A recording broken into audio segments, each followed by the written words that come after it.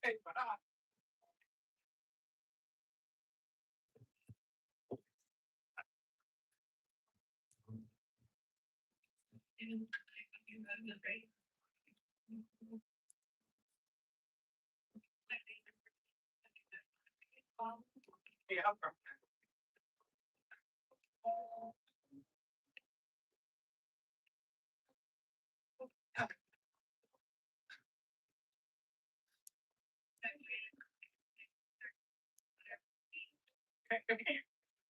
estás colgando?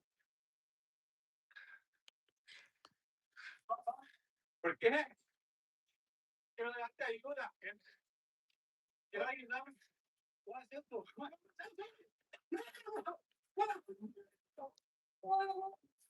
What you're looking at now, this is the officer's body cam that has fallen off of him. However, we're still able to pick up the audio. Those are gunshots that the officer and the suspect are fighting over the officer's gun. In the academy, we are trained for this exact type of scenario in weapon retention.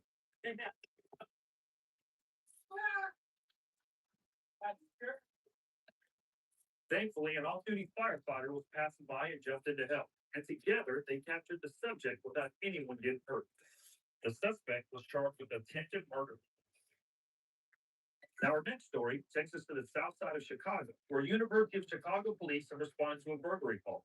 When they arrive, they find a man who had been smashing up cars and apartment windows with a pipe. None of what you're about to see in this show was shot by a professional camera. This story was captured exclusively on a patrol car dash cam as well as a body camera. 21 mental. He's a mental. The term mental is sometimes used by law enforcement officers when they're referring to someone who has a mental health issue. Hey, stop that. Stop that. Don't come at me. Come on.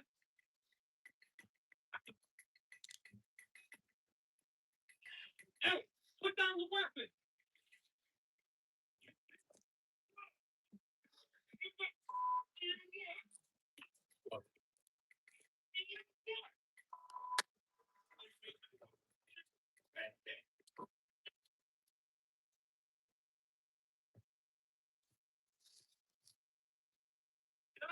Watch that weapon.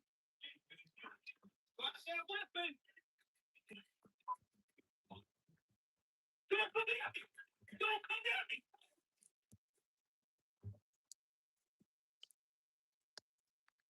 The officer was actually running backwards, telling the suspect not to come at him, but he still charged him. The officer then had to use deadly force and shoot the suspect. I'll deal with that. I'll deal with you.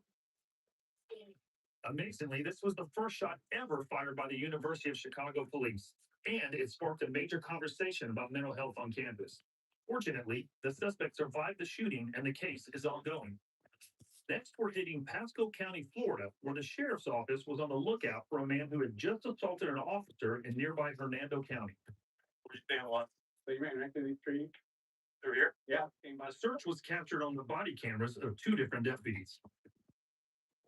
Oh, fine. Good.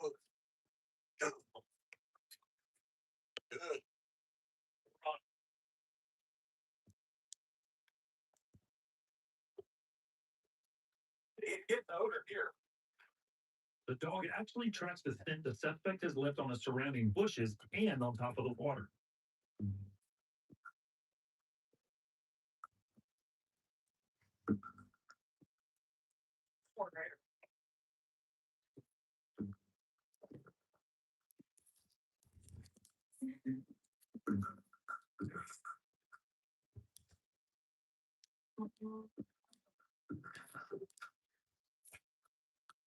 All right. Got it. With your hand. Get up. Put stuff on his butt. Before the break, we were deep in the swamps of Pasco County, Florida, where deputies had tracked down a violent suspect who had just assaulted an officer. Come on, right here.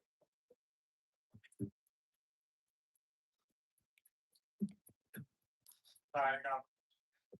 Got it. Get it with your hand. Get up. and put your hand down. Yeah. Pull yourself up. Yes, you can. Stop being baby. There is no way they find this guy without the help of the dog. Give it. Or you gotta get safe. I got the hospital, right? Yes. Okay. Hey, give your other hand. Come on. Listen, we gotta get you out of here and get you looked at. Because So let's try to get yeah. Likes you. Tracking dogs are specifically trained not to attack the suspects that they're tracking. That's good. You gotta listen up too. Come on. You got it? Yeah. All right. Come on. Here, bring it up. That's okay. It's get shallow right there. Ready? 1, 2, 3. Oh, get more. All right, we're on march off from the sunset. Yeah, I'm just gonna move on. I can't read it. We're on without it. I understand that. I can't read. Oh, come on, bro. You won't let me wait here. Stand up. Get up. All right, then. Try your whole button. That's all I'm down to, bro. I'm like out of breath. Okay. Well, can we get out of the water? Oh, someone's fucking now. I'm not. Let's get out here. I need to get my breath. I need to. But we're almost there. One more there. It's not healthy to be in the salt water for you, man. He's stalling now. All the little tactics he's using, the fact that he can't breathe, taking his time. He's just trying to. Well, and they're gonna try one more time to get away. All I want you to say right there. Oh, come on, man. Not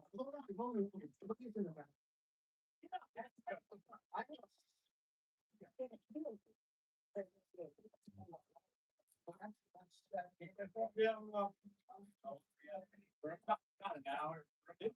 It's like it's real low, you can shiver and everything's kind of shut down when we're in the water. You don't feel about that type of water, so I think got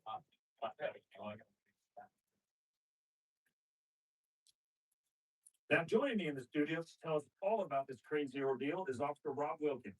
Rob, pleasure, man. Glad to be here. Watching the video, I'm trying to figure out what type of dog you have there. Obviously, it varies by agency to agency. Is it a bloodhound? That is Knox Bloodhound. Our agency has 2 Bloodhounds, and the rest are German Shepherds. Man, so I'm not familiar with swamps. We don't have them in Oklahoma. I've watched a lot of television, seen the things that are out there. For gators or snakes or anything like that, eat potential breakfast for somebody. So he's a new odor in the swamp, Right. and if he would have stayed there long enough, they would have came over to investigate him, and he could have gotten it. Wow. But what was the time frame that you guys were out here trapping for this guy? Once you got him in custody, actually get him out. It was a couple hours from deployment. I probably tracked him a little over an hour. So the dog actually saved me at the end. I tried to get past, and the dog back up, pulled me back around the same area that we had been in. I'm like, God, you kind of hear me get frustrated. He's like, come on, buddy, what are you doing? And that's what we done. I mean, he potentially could have died had you guys not found him. Yeah, I guess potentially. So what made us nervous was we couldn't see his hands. Yeah, we were worried about him producing a weapon. I got the hospital, right? Yeah. We all know what that means. That he's already working on his next escape plans. Right. They're bloodhounds, but they're typically not fighting dogs. But as we saw there, as he was licking his face. Yeah, he is solely a tracking dog. There's no handler protection at the end. Now, even at the end there, I mean, where do you think he was going? Look, he had 5 or 6 deputies, the dog out in the middle of the swamp. He's handcuffed, and yet still trying to run. We're a couple hundred yards from the edge of the swamp, so there was nowhere he could go quickly anymore. Yeah. So You guys probably got a warm shower afterwards, so always take care of the dog first. Got a bath in the driveway, took care of himself. So good. Today, you want to push that out to your partner? I appreciate it. Yeah, came out Knox. He was a year and 2 months old for this track, so he's just getting started. Well, that does it for this episode of PD Cam. Thank you for watching, and we'll catch you next time.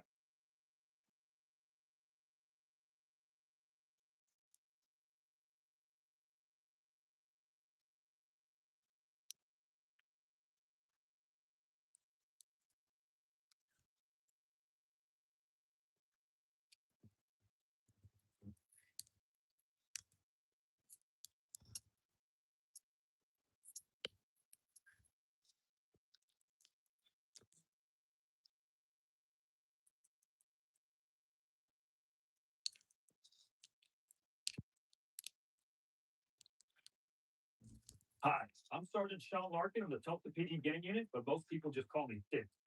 All right, let's get this show started off in South Florida, where Officer John Cusack, the cop, not the actor, has just walked up to a parked car. Now, inside of it, there are two people who are either asleep or unconscious. Now, I want you to keep something in mind. Nothing that you're going to see on this show was shot by a professional camera. This story was captured exclusively on Officer Cusack's body camera, as well as a nearby traffic cam. Got ID? 3-4, it's gonna be in front of Cambridge, Jim Mike. What?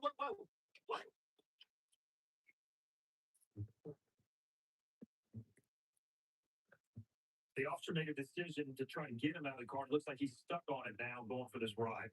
Clearly, these speeds, you can tell this guy's hanging on for his life. I mean, they easily have to be going probably 40 miles an hour.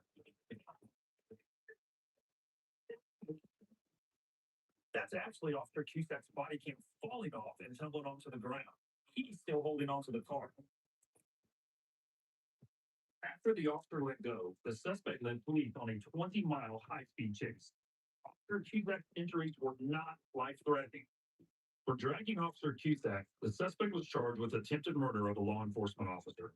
He was also charged with felony fleeing, eluding, driving with a suspended driver's license, and reckless driving.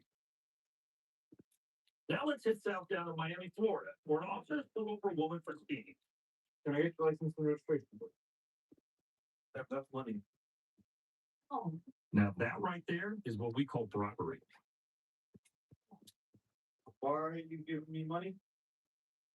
How much that owe you? You don't owe me any money. I asked for your license and registration. Right. This is a perfect example of when having a body cam comes in handy. Have you been drinking? No, what do you want? I just want to go home. All right, I need you to put the money back in your purse. Turn off your vehicle. Right now. You're getting arrested for speeding. I pulled you over because you were speeding. And you reached of alcohol. You've got no containers and passengers side. Although I feel going on that. This is everywhere. And front back. It's up to the scene. It's just all in that vehicle. I don't know what. What are you doing? Come on, bring me.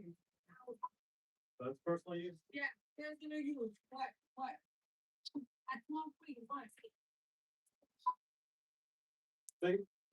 Thank you for dressing him. From two first.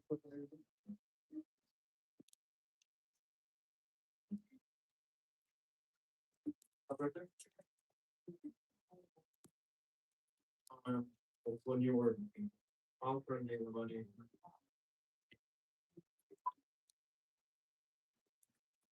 Sorry about that.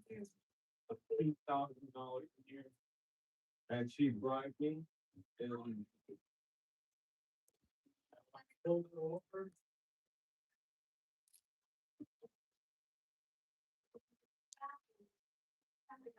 That's what I'm gonna do. I've never been so glad to be thinking in my life. While the young lady successfully avoided a DUI, she got herself a speeding ticket along with charges of bribery and marijuana possession.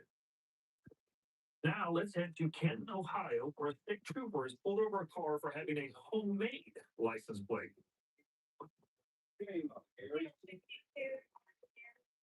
Not here. I ran plate, I was right to there.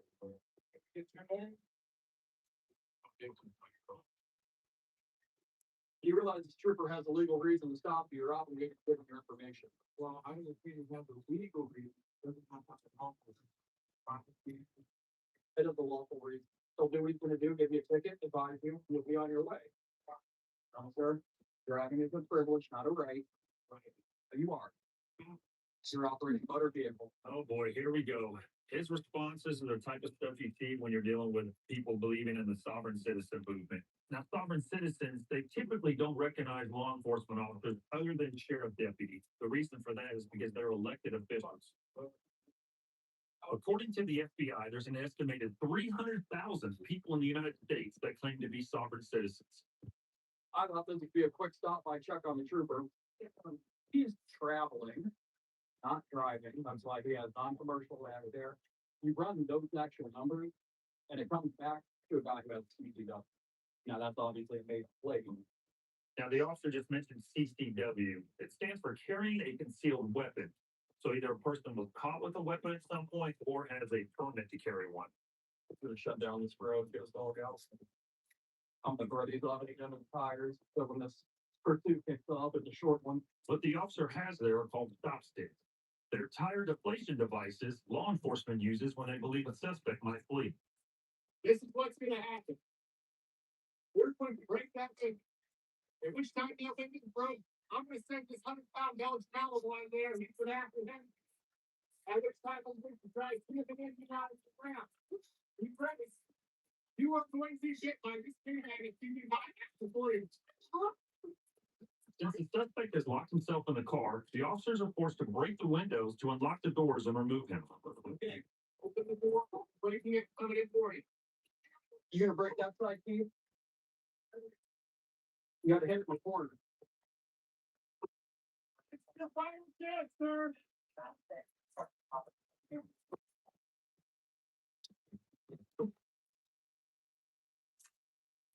When we left off, a so-called traveler was refusing to identify himself. Fair warning, things are about to get hairy. You are going to get my discriminate if you do not have to worry. Are you willing to go to this commercial now? After repeated requests to identify himself and exit the vehicle, the suspect has refused to comply. Breaking it, coming in for you. The corner. You can't see him, but the officer on the other side of the car is about to break the window and send his K9 partner into the car after the driver. It's the final chance, sir.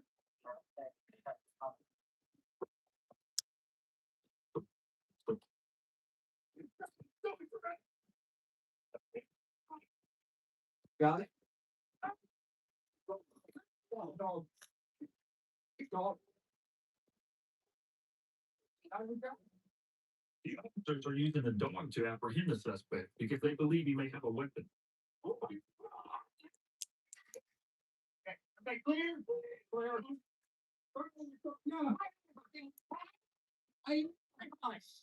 Please, I did wrong for you. Release the thing. Release your hand. I know, we got a medic, but relax. Hey, get from your hand. Now, in addition to his trip to the hospital, the suspect was charged with unauthorized plates, driving without a valid license, obstructing official business, and resisting arrest. Now let's head over to Volusia County, Florida. Deputy Wesley Blum has pulled over a truck with a tag registered to another vehicle. Sir, do you have an ID with you? Do you have a driver's license or any first state in the vehicle? How many times do you need to tell you to shut your door and stay in the vehicle?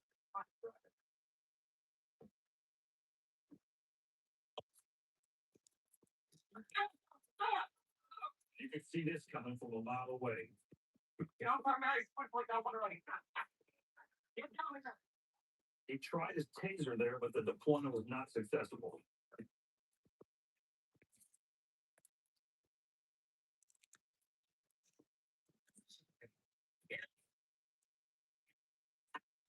Get down.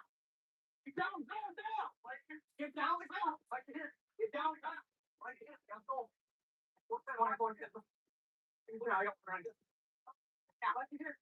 Down. Get down. This costs $150 with the hair not included. Get down. Down. I'll see how I put it. Get down. That screaming woman who just showed up is the driver of the truck that the officer pulled over.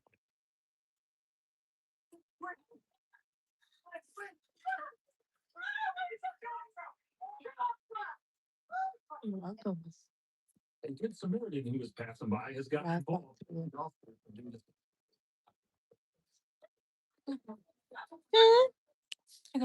Oh, yeah, of course.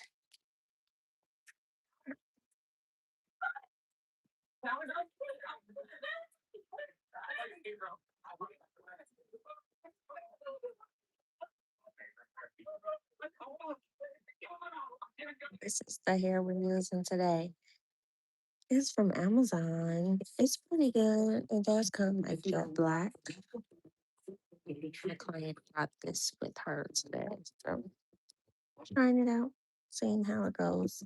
200 pieces. So far, we've used 100 on the style. So An intense and controversial traffic stop in Florence, South Carolina. The suspect was pulled over for swerving out of his lane. The officer was assisted by a volunteer known as a constable. Constable's duties vary from state to state. In South Carolina, they're appointed volunteers, but they do have the authority to carry a weapon. And remember, none of what you're about to see was shot by a professional camera. In addition to the body camera, this incident was also caught on a patrol car's dash cam. Man, you're in a rush? No, speed limit was 45. I got you. You're going a little left to center over there on coming on Sunset. My tire's messed up. Yeah, I'm good for just going through the traffic. Your tire's messed up.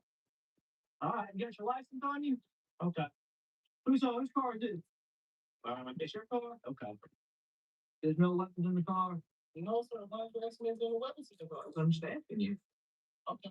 I'm worried about weapons. You got a problem with weapons in this area? Okay, I got you. Is there anything I do in the car, sir? No, sir. Okay, all right. I can smell a little bit of weed coming from the car. Okay. It's fine, man. Just go ahead and step out on that side. like my braider nails. It's so cute.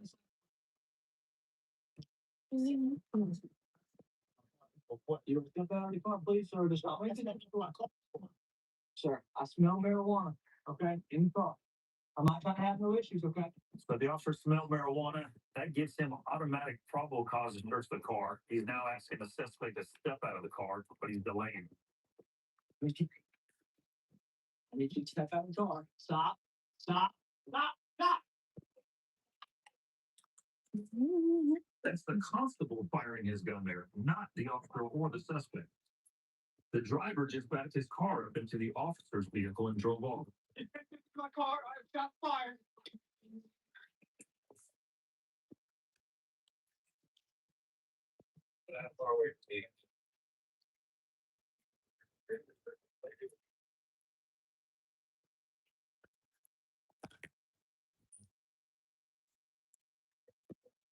You got it, Chris?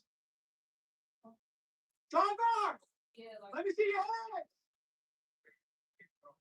You see anybody? You see anybody? See your head? No!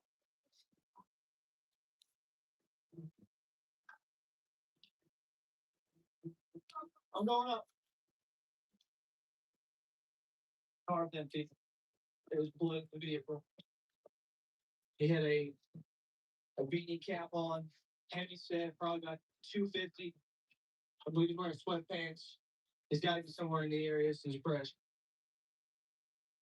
The suspect was hit 3 times by the constable's shots. He recovered from his injuries and a month later surrendered to police.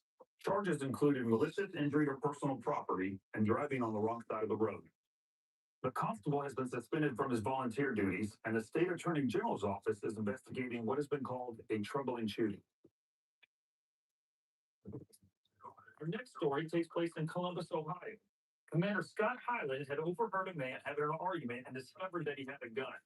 When confronted, the suspect immediately took off on foot.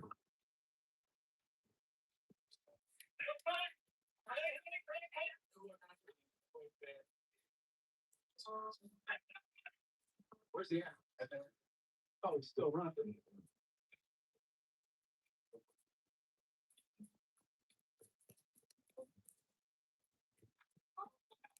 Please get on ground.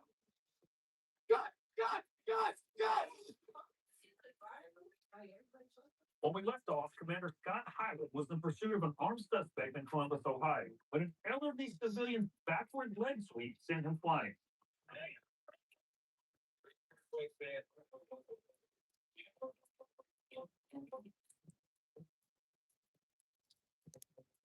I can watch that seriously like 50 times. Please, get out of the ground. Scott, Scott, Scott, Scott, Scott, get out of the ground. Get out of the ground. Look, you dropped that gun, man. Boy, you almost got shot. Let's lock this stuff. Almost squeezed the trigger, man. I did too. And you got the gun? Guns right here. No, but like, here you go, 191, What's your name? When I did, where I did.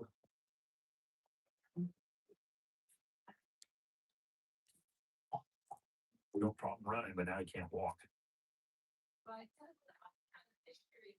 Yet another great example of a civilian doing his part to help law enforcement. And look, we've got Commander Scott Hyland here in studio with us. Commander, thanks for being here. John, thanks for having me. Thank you. So walk me through that day. How did this chase actually get started? I was in a plane car in my uniform, traveling across the west side of Columbus, and a disturbance stepped off of the sidewalk directly into the street in front of me, caused me to stop my car. And as I exited my car, I hear a female involved in the argument with these three gentlemen, state something to the effect of, "I can't believe who brought a gun up in here." At that point in time, the three males looked over and seeing that I was a police officer in uniform, they all three scattered. Two of them immediately went to a car, took off. All this third gentleman that had the firearm on him ran between some houses. Now, the citizen that got involved there, from my understanding, his first name was Bill, or at least going by Bill. That's correct. Tell us a little about him. He's a lifelong West Side citizen, has some back issues, is why he's using the cane. Okay. Very modest. I've had multiple occasions to talk to him since the incident. And while I called him a hero that night, he was very modest and, suggesting he was not a hero, just doing what he thought all the community members should do and help the police out once in a while. And we appreciate that, absolutely. Absolutely. So watching the footage, you see this kid throw the firearm and three different officers stand out there with their guns out at that point. I myself, I've been involved in a shooting from a very similar situation. It was a foot chase, the guy with the gun fell down and actually picked it back up. Now, it's more likely, Bill's actions that day probably saved, potentially an officer involved shooting, a citizen being injured. That's how important this was that this happened. It is kind of hard to determine what if, but what we do know is this young man held onto this firearm for a very lengthy foot pursuit. He was temporarily dislodged from the firearm when he hit the ground from the tripping and chose to pick it back up. Which is very uncommon. I cannot imagine what was possibly going through his mind. I gotta believe he was considering all alternatives. Yes. So this is a public library on the west side of Columbus, and Bill had been there with his granddaughter. There you see the offender running across the lot, approaching Bill, and then the trip heard around the world. And you can see actually when he goes by there, you can see that he's still reaching the right side of his waist. Absolutely. Bill, in reciting the story to me, told me as he's seeing the suspect running toward him, he could tell he was armed by the way he was holding his stuff. God. The more I watch this thing, that kid is honestly very lucky that one of the officers didn't shoot him. Right. Look, you dropped that gun, man. Boy, you almost got shot. So it turns out that the suspect actually had a pretty lengthy criminal record. He did. So I'm assuming he's probably prohibited from having a firearm. He was. Okay, all right. Do you know where he's at today? I mean, is he in custody? Is he waiting trial or anything? Yeah, I do not know his current incarceration status, but this current case has led to a guilty plea. Good. Well, luckily it all worked out. Bad guy went where he belongs. All your guys are safe. The citizen is safe, and big, huge part thanks to Bill. Absolutely. Commander, thank you so much for being here on Down Camp with us. Thanks again for having me. Thank you. Now that's it for this episode of PD Cam. Thanks for watching, and we'll see you next time.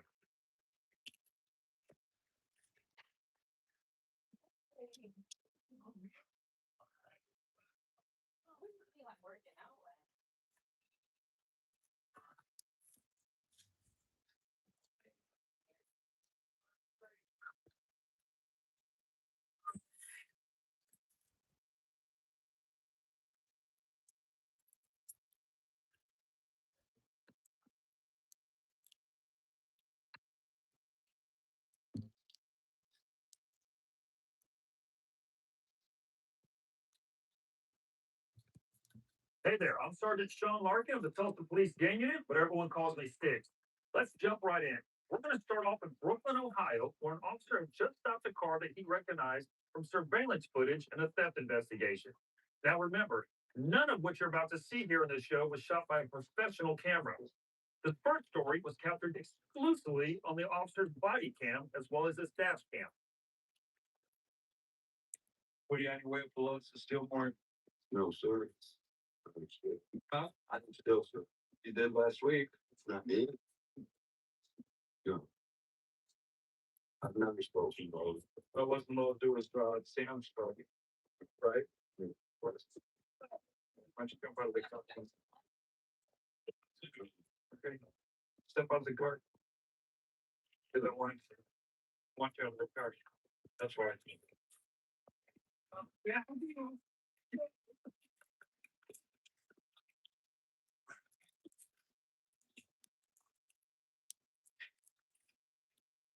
All right, that car just took off and drug me from the vehicle to South Pine Bridge Road.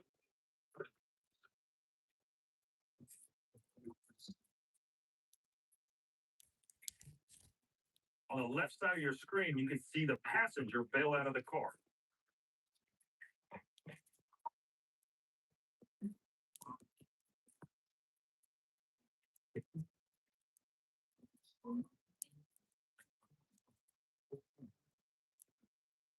An officer will attempt a pit maneuver on a crowded street like this as a last resort if they believe the suspect has no intention of surrendering. The pit maneuver used here flipped the car on its side.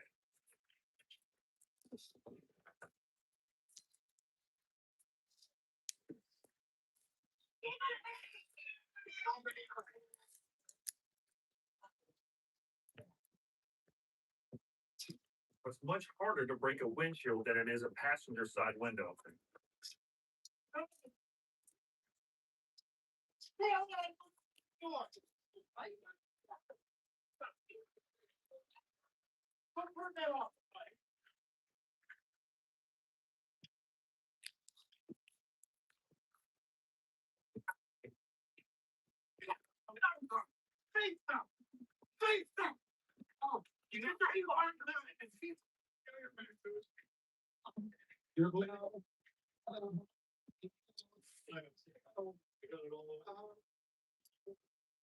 The suspect was uninjured in the accident and charges felonious assault on a police officer and fleeing and eluding.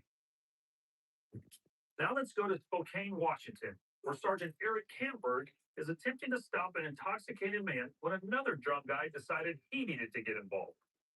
That's all right. That's actually you're the what is your address? What is the address here? You don't need the order. Okay. Tell me what the Address is right here, 525 West Bright. 5.15 straight. 525 West Bright. 525 straight. Who do you think you are? Just tell me that. My name is Sergeant Camper. Sergeant? Yeah. Sergeant what? And Camberg? yes, sir. Camberg. Hey, Joe. Hey. I got somebody from Detox coming to kind of talk with you a little bit, okay? I'll kind of hang out here for a minute, all right? Watch this, Billy.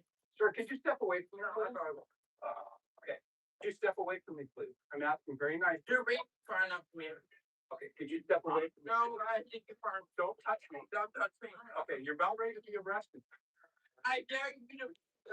I dare you to touch me. Touch me. Touch me. All this is being reported. Touch me. No. I'm not going to go to jail. Okay. Stay away. Touch me. Right now, I'm dealing with the other gentleman here. You're hindering and delaying. No, I don't. I'm angry with you. What is that? I'm not taking care. What did you say? I'm gonna ask you. I'm handling an investigation. No, Are you I'm serious? dealing with this gentleman here. This officer has got the patience of a saint. You know what? You are not alive. You are not a law enforcement officer. Do you understand? Do you understand that you are not? Step away No, from me. don't touch me. Step away from me. Do not touch me. Dealing with highly intoxicated people can be tough.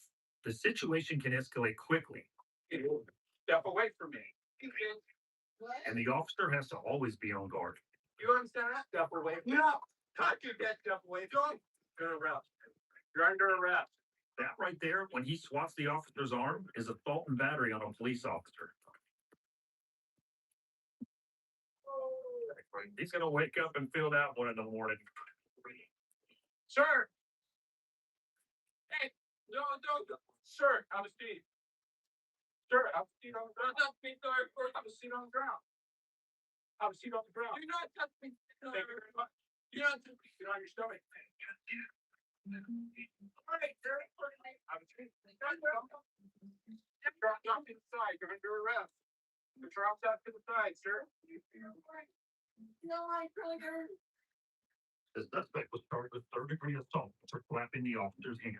If he kept his hands to himself, he might have gotten away with just a ticket for public intoxication. Our next story takes place in Burlington, Vermont. It's 2:30 in the morning, and police responded to a call about 3 college kids passed out in a car with the engine running. Where you guys come from? I mean, I was concerned because we got a car running here, and you guys are now home, so I just want to make sure that you guys are all set. I just can't hear your headquarters. Take a nap? Go ahead. You don't have to have one. I'll take your bag with you. Besides the grinder and the bomb, what else is in the car? Literally nothing. Okay, if it's just a little bit of marijuana, I don't care.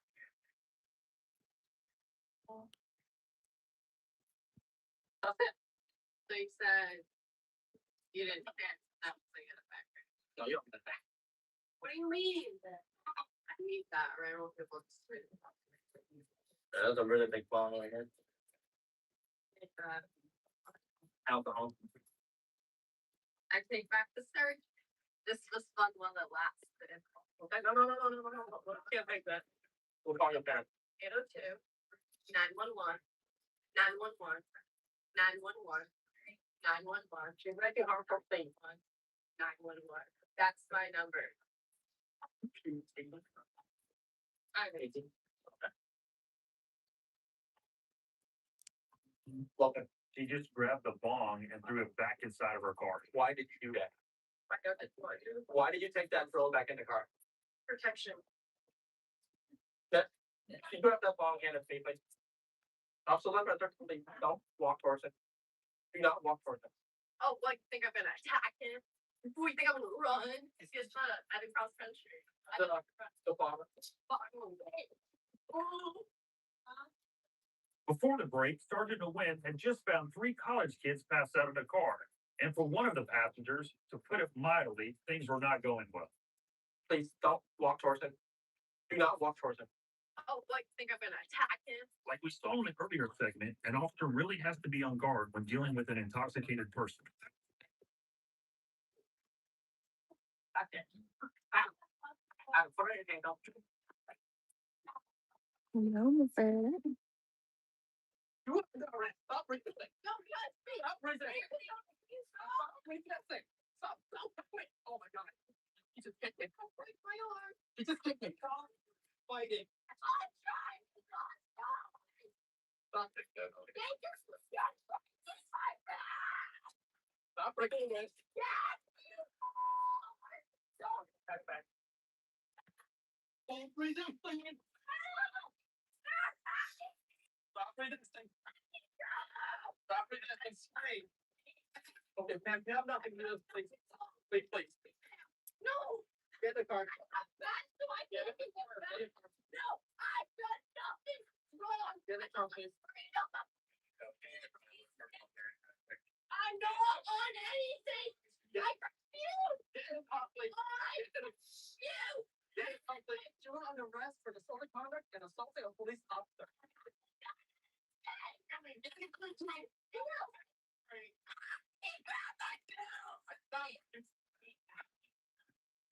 The Burlington police said they released that video in response to the young lady's allegations of police brutality and sexual assault. The young woman was charged with disorderly conduct. The 2 other women in the car were let go. Our next stop brings us to Grapevine, Texas, where Officer Chad Hale had just pulled over a driver. Hello, Officer. Can you let me picture, please? Thanks, man. Here's your fire phone. Okay. There used to be a stop, man. I got you It's 4,000 hours over here. It's 52. You're doing 52. Plus, there comes back with a warrant on the vehicle. Is that correct? There's a warrant placed on the vehicle as well. Okay. You might have to step down and talk to me real quick. Just, I just want to make sure we clear everything up real quick. And I would love to do classes one day. That's actually a goal of mine. What this woman doesn't know is that Officer Hale is involved in a ruse. Okay, no worries, no worries. That's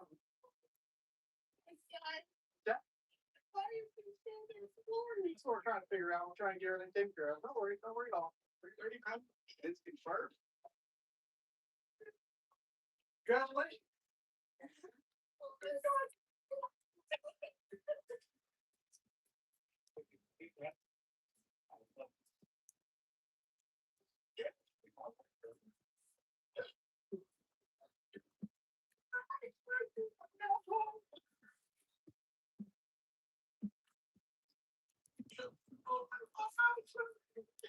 There were no arrests and no charges filed in this incident. Congratulations. Congratulations, guys. See, folks, it's not always guns, knives, and cautionary tales here on PD Camp. Also, it's nice to have friends that are cops, so you can punk your girl. Let's head down to Marion County, Florida, where Deputy Jeremy Nix and his canine partner, Gerardo, caught up with a suspect wanted for alleged battery. He then began threatening to kill himself. This story was captured exclusively on the officer's body cam. Now remember, none of what you're about to see in this show was shot by a professional camera. Put your hands up. Look at me. Put your hands up. You're gonna get dog bit. Put the gun down. I dropped whatever you got. Drop it. Drop it. Don't play around, man. Look at me. What's your name? What is it? Sean? Right here. Now, what you can't see here, Deputy Nix and his canine partner Drago have stepped in a hornet's nest. Drago actually shaking his head from all the things he has. Sean, listen. I know you're upset, okay? I'm not worried about that, right?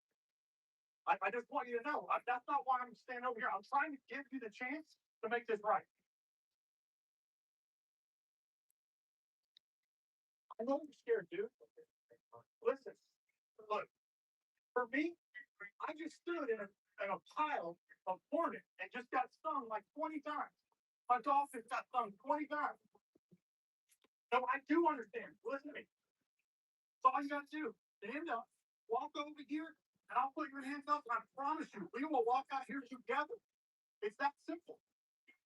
Walk out here. Take your hands up high. If you leave the knife over there, okay, keep walking. Keep walking. You can lock that up. Box. I'm gonna start laying the dog down. Keep walking this way. Box. That's fine. Keep walking this way.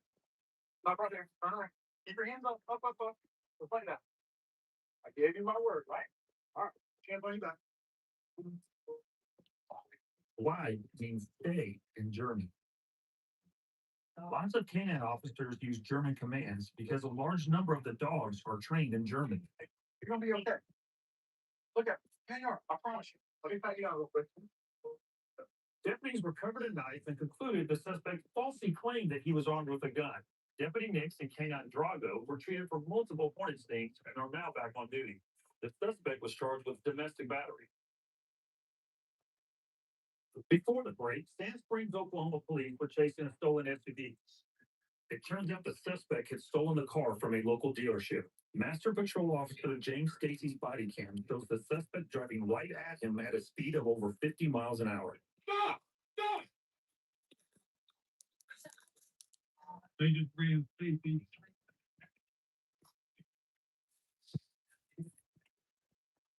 Perfect.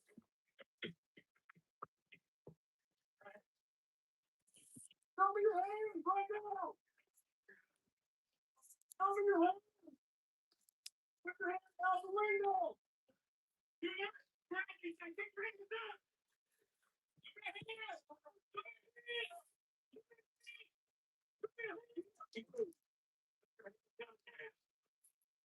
Put your hands on your head! Do not move!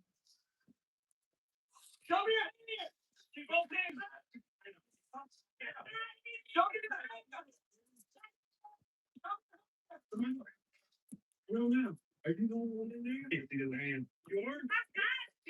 Okay, just a minute. Come on in. They think you're busy.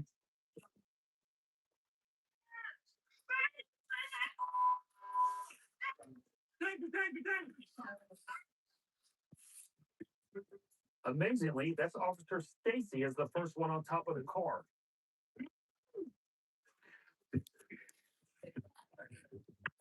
She moving?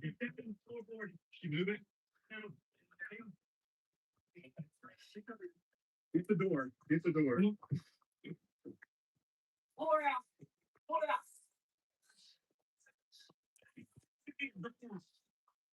Calm down. Come on, guys.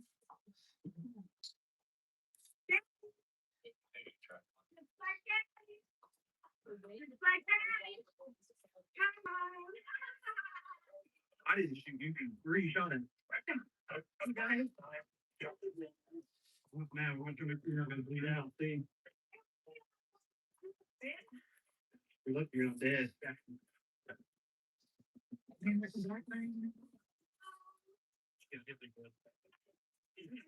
Paper dart.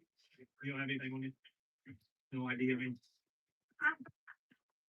we'll figure out who you are eventually. Burglary under unknown email? Yeah, Fraser and Joe. Now with us in the studio, the officer who was in that crash, James Stacy. First off, man, you're lucky to be alive. I appreciate it. Just by the grace of God, I only had minor injuries, so I was very fortunate on that part of it. Can you tell us how this whole thing got started? Someone called 911. It was actually the employee of the car dealership. They left their phone inside the vehicle. And so when she took off in it, he was actually able to pull up the app that tracks the phone. And so we were actually getting turn by turn locations on where the vehicle was. Man, listen, I've never had a car come at me at a highway speed like that. You just had seconds to react. Do you remember, do you know what was going through your mind? My original intention was that I was going to stop and do a partial roadblock. I was going to exit my vehicle. I was going to try to get behind the pillars and avoid spike strips. Okay. Unfortunately, we didn't have time. So I stepped out of the vehicle, barely able to jump away. Yeah, I mean, it didn't look like you had time to react the way you did. It was very apparent as soon as he popped out of the sunroof that this is not a normal situation. He's definitely possibly under the influence of something. From my understanding, she was booked for DUI drugs. What was in her system? I believe it was methamphetamine and It's not a surprise. yeah, some other miscellaneous, drugs. Yeah. Now, was she even severely hurt? She wasn't. She was taken to the hospital and treated and released. She was very fortunate as well. Has her case started to work its way through the criminal Yeah. justice system? She was sentenced to 5 years. Okay. After all this, did she ever even apologize to you? No, she never apologized. And of course, as a police officer, I didn't really seek that out or anything, but she did write a letter to the judge how she didn't think that we did our job appropriately. She actually criticized you. Yes, sir. In her letter. Yes, sir. Okay. Man, Officer Stacy, pleasure. Thank you for being here with us Thank today. you. That's it for this episode of PD Camp. Thank you for watching, and we'll see you next time.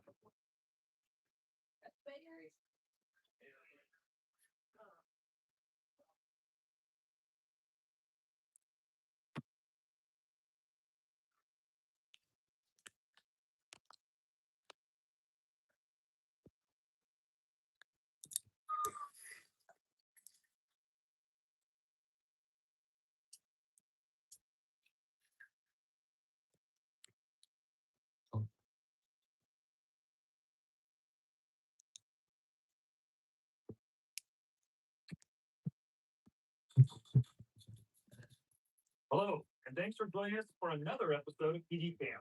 I'm Sergeant Sean Dix Larkin of the Tulsa Police Gang. Let's start off in Coeur d'Alene, Idaho, where officers have been called to a hospital to investigate a possible DUI. The suspect here drove her husband to the emergency room for an allergic reaction to a drink he had at a party. The hospital staff contacted police stating they believe the couple had arrived drunk. Now remember, none of what you're about to see in this show was shot by a professional camera. This story was captured exclusively on the officer's body cams, as well as the hospital security camera. He had the right ID. Give me my ID. We will be back here tomorrow to get my keys. If not anything wrong, I will get out for my husband's welfare. Here's the deal. What's the deal? Because you've already driven here and you've been drinking, I need to make sure that you're okay to drive. I'm not driving. My friend is right here. You've already driven. No, my friend is right here. Are you gonna refuse to give My friend is here to fix his son. No. What are you? Now You're intoxicated. stop. That's the husband you see there suddenly get up and attack the officers. Now. Down. Come on. Stop. Well, come. I'm talking about. I'm married. For safety. Stop. Get out of here.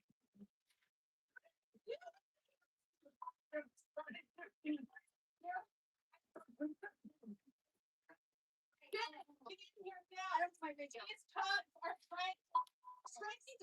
I'm talking about. The woman had just called her friend who was outside and asked her to come inside. Critical condition. Call the cops. No. Call the cops. No. Call the cops. Well, right now, I radio is underneath them. We're not doing anything. We have a ride. We're not doing anything. Stop yelling. We're not here. Stop. What are you doing? My husband, he didn't do anything. What are you doing? He is the reason why we're here. Don't be building anything in a.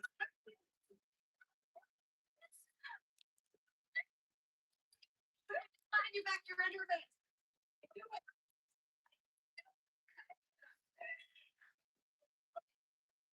Oh, bring it.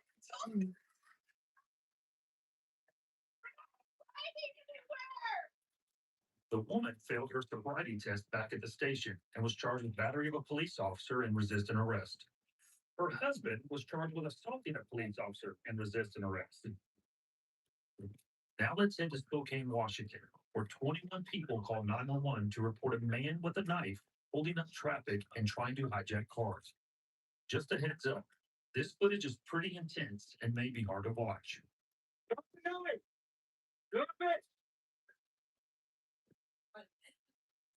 Drop it down.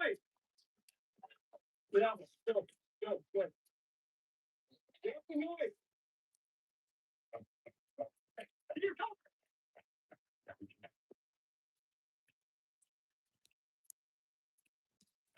Before trying to get me.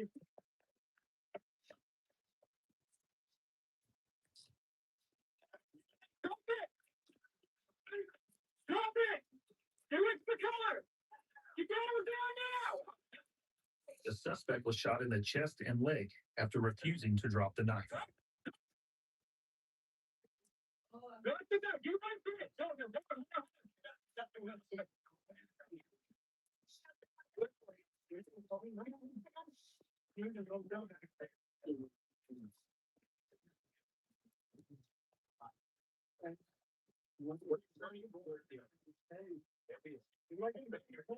You're okay, man. You're okay. Okay, buddy.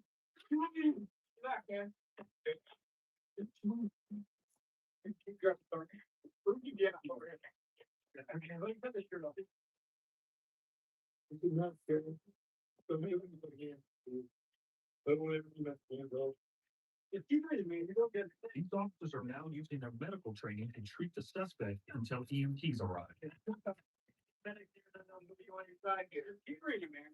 Keep reading. You don't get it.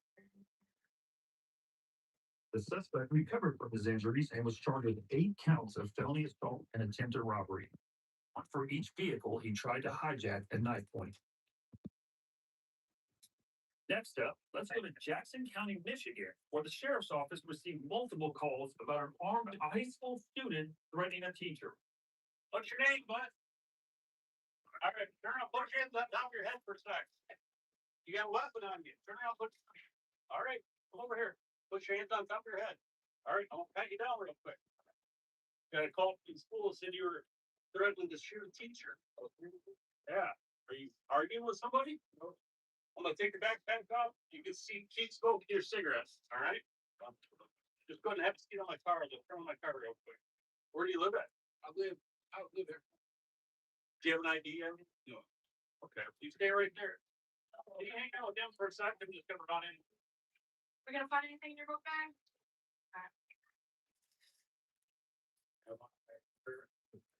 You are not free to leave. Turn around, put your hands behind your back. First side of the morning. Yes, you do. Turn around, put your hands. You're in your thing. I thought you were down there. Put your hand up. Look at. You're gonna get taken. Stop. Get behind your back. Get behind your back. Before the break, we were in Jackson County, Michigan, where a teen making threats at a school as literally three of officers was now on the run. Behind your back. Get behind your back. It's amazing he was still able to break free and run.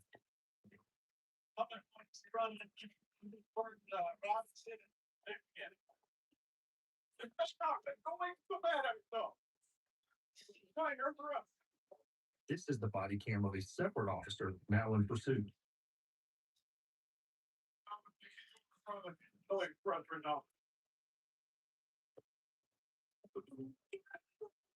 on the ground! Get on the ground! Get on the ground! Get on the ground! Get on the ground! Turn over! On your stomach! Summit 1 at custody. Good job. Thanks, guys. I didn't do it. I'm kidding. That's what I'm saying. I'm too old to be doing this crap. All right, right? What do I got for a question? Yeah, so you're freaking juvenile escape. Oh, no way. Yeah. What's your backpack? I'm searching it out. Any guns in there? Now remember, the original call was that this teen was making threats to shoot up the school.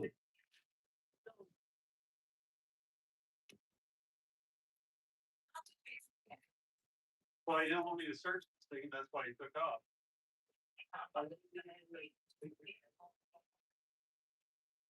What trade we do to their back? Because of this incident and numerous school shootings across America, the school district is now upgrading security. The suspect was charged with carrying a concealed weapon, illegal possession of a dangerous weapon, and 3 counts of resisting police. Now let's head west to the Bay Area, where the San Francisco Police Department has located a dangerous fugitive wanted for murdering one man and shooting another earlier in the day. 6 body cams help capture all the action. We got, he's in. You got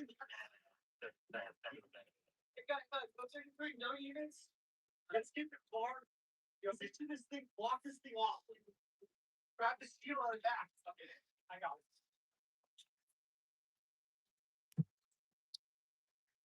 We're waiting for additional units. Suspect, they're in the RV. He's in there laying down. In the front of like on that. He's like, it looks like he's asleep.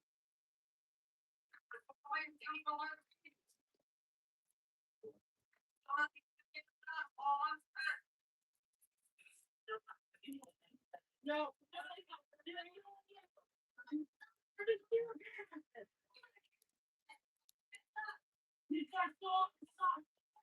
3 women and a dog exit the RV, but the suspect remained inside. Keep your hands up. Get on the ground. Wipe it off. Your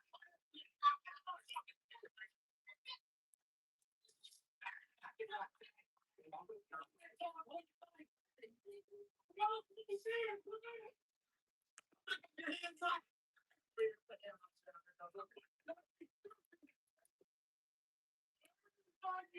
For now.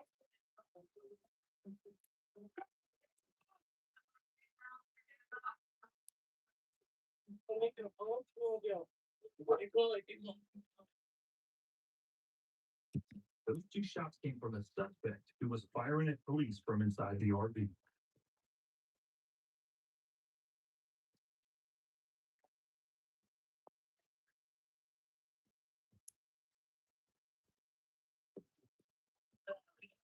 Me too. Officers are trained to shoot back if they believe that they or anyone else is in danger of being seriously hurt or killed. Wait, guys, all this way. Come here, fuck. The officers are directing the women, not the suspect, to crawl to safety.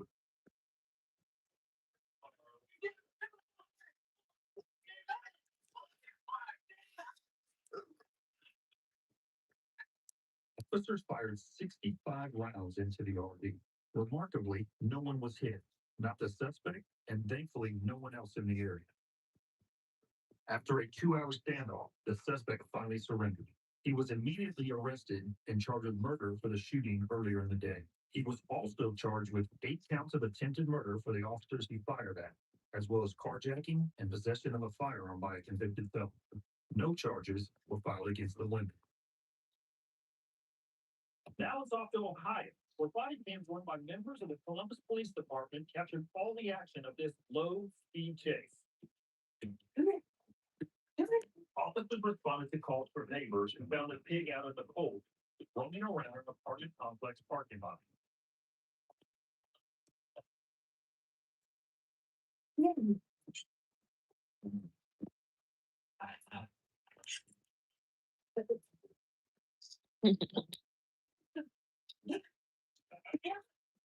I'm gonna give you.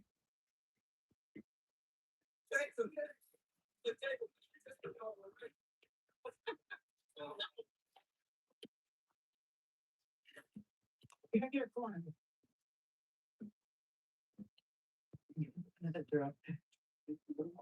Yeah, that's smart. Feedback. Couldn't be a bad way to get her there. Can you get her up front? Messed up, huh? Come here. Come here, come here. Come here. Come here. Don't let her up back. Don't let her up back. I want to hug you. Come here.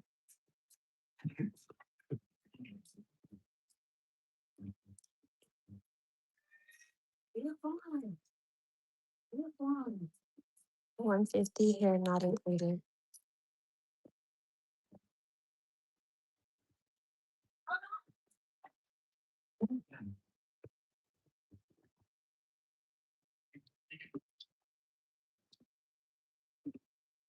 Oh yeah, how much there? Commercial Gallery, Arizona. No charges were filed against the suspect. Before the break, officers and deputies in Green Township, Ohio, were engaged in an intense firefight with a man who refused to leave his house. The police were responding to a complaint from a neighbor about the man firing a gun into his yard. The suspect is shooting at the officers from inside his house.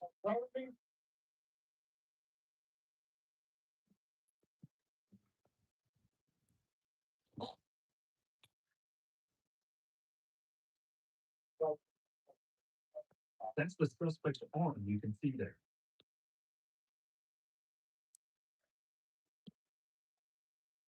I'm moving down to the bridge. I'm gonna try the wall.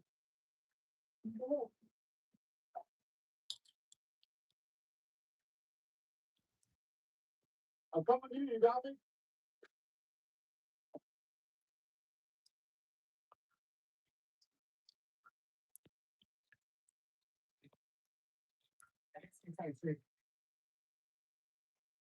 I'm going back. I'm going this way. All right. Let me off.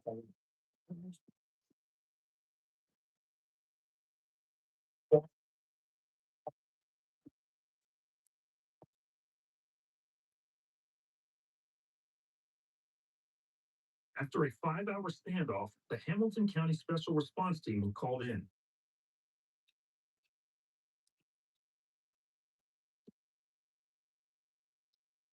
Listen, Steve, this is education for the world, right here. This is your gift to God. This is your education, right here. The suspect was charged with multiple counts of attempted murder and felonious assault. He was sentenced to 52 years in prison. And Officer Cylinder, who was one of the first officers on the scene that day, is here to talk with us. Scott, thank you for being here with us on PD Camp. Thanks for inviting me. So, watching that thing, man, that's a crazy situation. Can you kind of give me an idea of, when you arrived on scene and how fast things built up to this? Call came out for a resident who was calling that his neighbor had fired a shot at his front yard when he came out to get the newspaper. The suspect was sitting in a chair, and as I got to the side of the building, I wasn't aware of it, but he stood up with a gun in his hand. I didn't see, and then shots started ringing out. Yeah, it's this one to get curls. That's where they literally shot at each other, trying to aim. You could tell the bullet went. He was armed with a pistol. This whole He was time. armed. He was armed with a Beretta 90. I recognized this guy doing the strap. To me, he looked like he'd been awake for several days. He had that look in his eye that he was angry. So that's when I started asking him, "What can we do for you?" And he just flat out said, "You're gonna die today." So the fact that he's already taken Yeah, shots at off. I just ruined the hairs. Check out. This is the team making entrance. Yes, they've got. There's the fight going on, and that guy scrambled. Yeah. One officer started to tase him. He ripped his shirt and pulled the taser barbs out. And then there was a wrestle with 30 SWAT officers on top of him. So any idea what his actual issue was? According to the neighbor's statement, and from what we understand, he was having some sort of delusional psychosis where he believed he was seeing demons. He had lived with his father in that house. His father had passed away somewhere within 6 months or a year of this happening. They had no criminal history. No criminal history, no neighbors saying, yeah, he that guy was stabbed one day, anything like that. Just in his house with his cats, and that was it. He was facing 127 years. Wow. Officer Bellender, man, thank you for being here with us. Appreciate it. Well, that's it for this episode of PD Cam. Thank you for watching. We'll see you next time.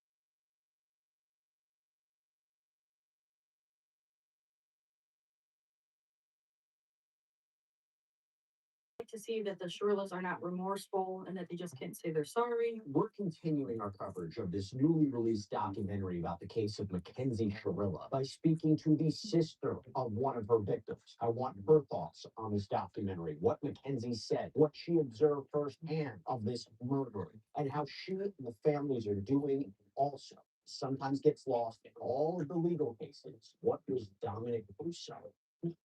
Welcome to Sidebar, presented by Law and Crime. I'm Jesse Weber. Okay. We talked about Dominic's girlfriend, Mackenzie Shirilla, crashed that car into a wall at 100 miles per hour. And we're doing it in a special way today.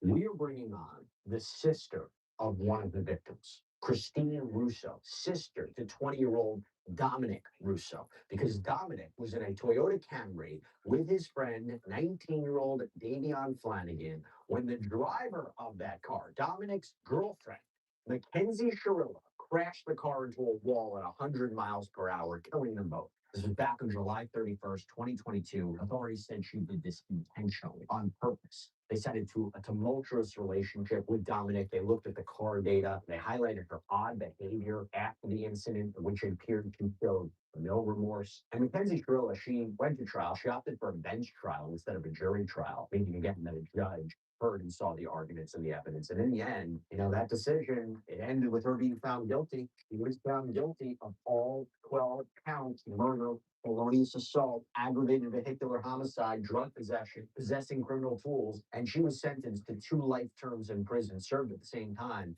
with the possibility of parole after 15 years. And something I got to mention before I go any further, everything about this case, everything you need to know. The case files on this case, okay? If you want to deeper dive on it, if you want to read the filings, see the evidence, it's up right now on the Long Crime Plus app under the case files. We built a case file for Mackenzie Shirley. You can check it all out there. Okay. By the way, we did a whole sidebar episode on this as well yesterday because there is this new Netflix documentary. It's called The Crash. It premiered, and you actually hear Okay, please. Mackenzie, okay, in prison, and she made certain You comments. will need to book an advance because I've been booked up.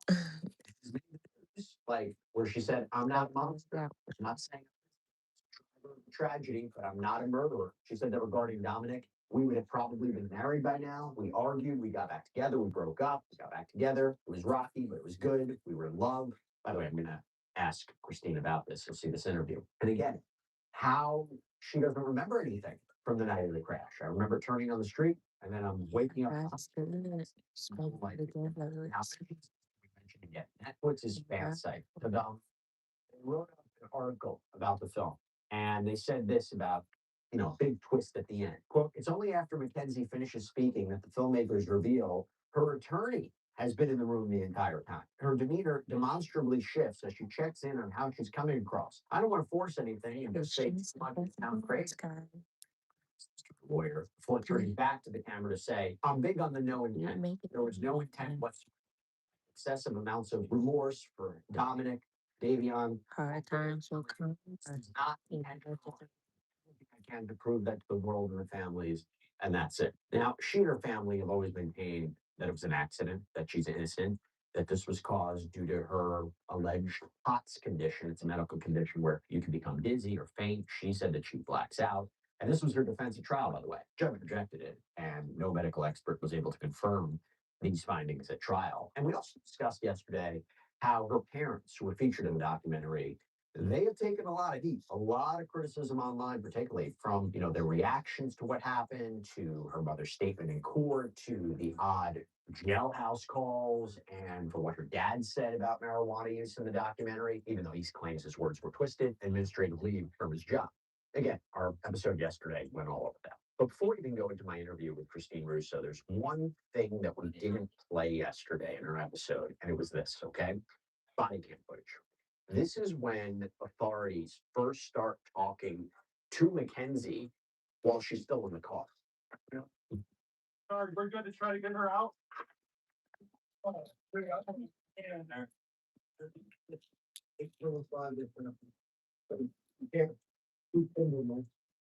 Oh my God. You fear, Keep breathing.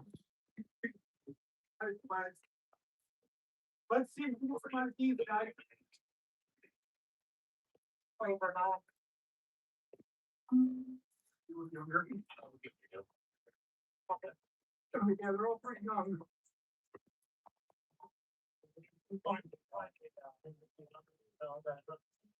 I don't know anything, don't feel cold. Breathing, the first stomach, for stomach. Oh, yeah, yeah. We'll get through there, Dawn. Yeah, she's moving a little bit, you can move her leg.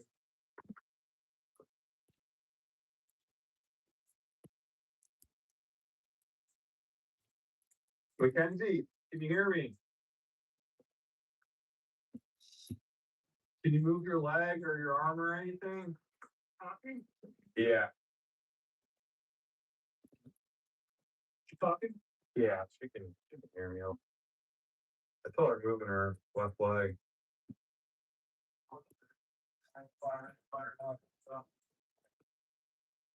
Mackenzie, this is the police department. We're gonna get you out of here, okay? We got the fire department on the way. All right, you're stuck in here pretty good. And then talking to her in the ambulance, where she appears to answer a couple of questions and then stops answering. You don't know what are the names of the people that were in the car? Tom and David? Davian?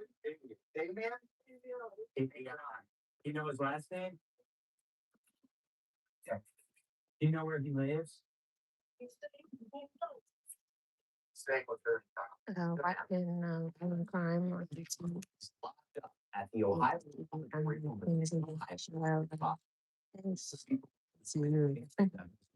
probably. Yeah, I watch. Should be in her early 30s. I do want to get some perspective. I want to get some context. I did this interview. Yes, with Blind Now. So the documentary that came out. There's two documentaries, there's one on Netflix called Crash and one on About this case, the documentary. Mean Girls. Series. Christine Russo, who, by the way, launched a podcast. I encourage everybody to check it out. It's called The Big Sister Unhinged Podcast. And Christine, thank you so much for taking the time to come on here, particularly now. I know it's not easy talking about this. I know it's not easy talking about this when it's so in the news right now, but I think you're doing something incredibly unique. And before you even talk about before you even talk about the documentary, why did you want to launch your own venture here, your own podcast? Because when I'm listening to it, it does make me wonder that not only bringing attention to your brother in this situation, in this case, but is it also therapeutic in a way? Does it help in a way? Yeah, actually, I launched it for several reasons. Being therapeutic is just one. I knew that before this Netflix movie came out, for years it's been a talk around the community. It's been on the news, a couple of shows, but I had a feeling that this was going to be so humongous. And I also have had to battle a lot of misinformation, a lot of lies spewing, and a lot of movements about freeing my brother's murderer. I've been dealing with that for quite some time, and I've always felt very, and my entire family, very helpless, being so small on the internet, trying to correct misinformation. So I really just tried to establish some type of platform. As well. Maybe. They could hear our voices.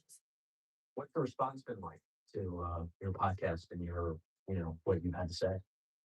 So much support. There's of course going to be trolls here and there, but overall, I was not ready to have so much support. I was like, wow, I didn't know that this would be so awesome. You know what I'm saying? I've heard other stories, people sharing their grief with me, just how I've made people feel better. My family is very thankful for sticking up for Dom. Like, it's just been overall a better experience. And the only other option that I had was to sit back and watch everybody else online talk about my brother and talk out the side of their neck, act like they know facts, or that they're all medical experts or mechanical experts. And it was either sit back and watch the internet run wild with misinformation, or do this. So, did you watch the whole documentary? Did you sit through did you watch all of it? I got to preview it. The producers flew in from the UK in January, and I previewed it then.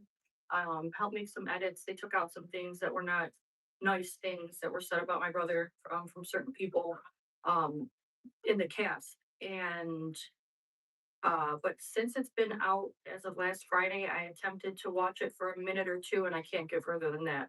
I don't want to see it. Is that because it's so difficult to revisit this moment, or is it because there's information in there that you say is not true? I don't like to see that the Shrillas are not remorseful and that they just can't say they're sorry. And it's more of, I'm really good with disconnecting and making this like a story sometimes, where it's like not actually that my brother is gone in real life. It's like I'm kind of out of touch with reality a little bit. So watching it, it's just overwhelming. When you say misinformation, whether it's what you believe was in this project or online, what is some of that misinformation that you're trying to correct? Right off the top of my head was, so for instance, Landon and Rosie, they make themselves out to be my brother and Davion's best friend. Like, they told the world on Netflix that they were best friends. And at the same time, they turn around and say very terrible things about my brother and his lifestyle, and things like that. So I want to make it clear that they are not his friends, and they weren't Davion's best friends. They were acquaintances.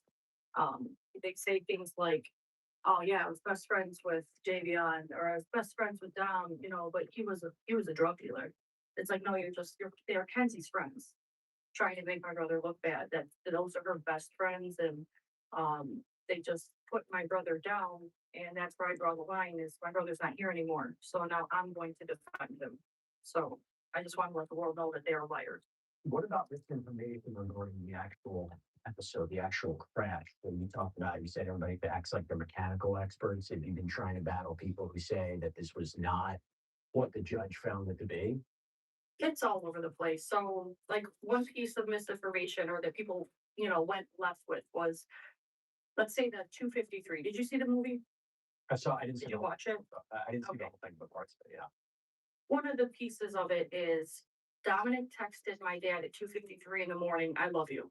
Everybody was like, "Oh, that was suggestive that he, knew this was going to happen or that he had something to do with it." Completely left. I want everybody to know that my father texts all of his 7 children, "I love yous," all the time, randomly, and that's something that we do back. So it wasn't that was Dominic knew this was going to happen or it was some type of piece of evidence that is just, and it's not uncommon. We do it all the time. So stuff like that. Trying to think of like, there's things that the world doesn't know, like why we know she's guilty. So when the crash first happened, I thought it was an accident for a while. So did my dad, so did my sister. Now, granted, there's 7 siblings, so we were divided as to what if it was an accident or not, and then some siblings knew other stuff. So Mackenzie's mom, so Natalie actually, we thought it was a couple of us thought it was an accident. Um, didn't want to believe it was murder right after the crash. Natalie Shirley actually told us for it was like 3 or 4 days. She was telling me, my father, and my sister that Mackenzie was unconscious and had not woken up. So we're sitting there praying for her, crying. I mean, I was just as upset for her that I had lost my brother at that second. Okay. So for 3, 4 days, as we're praying that she wakes up from this coma or, being unconscious, she's going on and on about how she's going to tell Mackenzie Dom's gone and, praying that she wakes up. And come to find out, just a few hours after she killed my brother and Davion, she's in the hospital bed videoing herself making TikToks.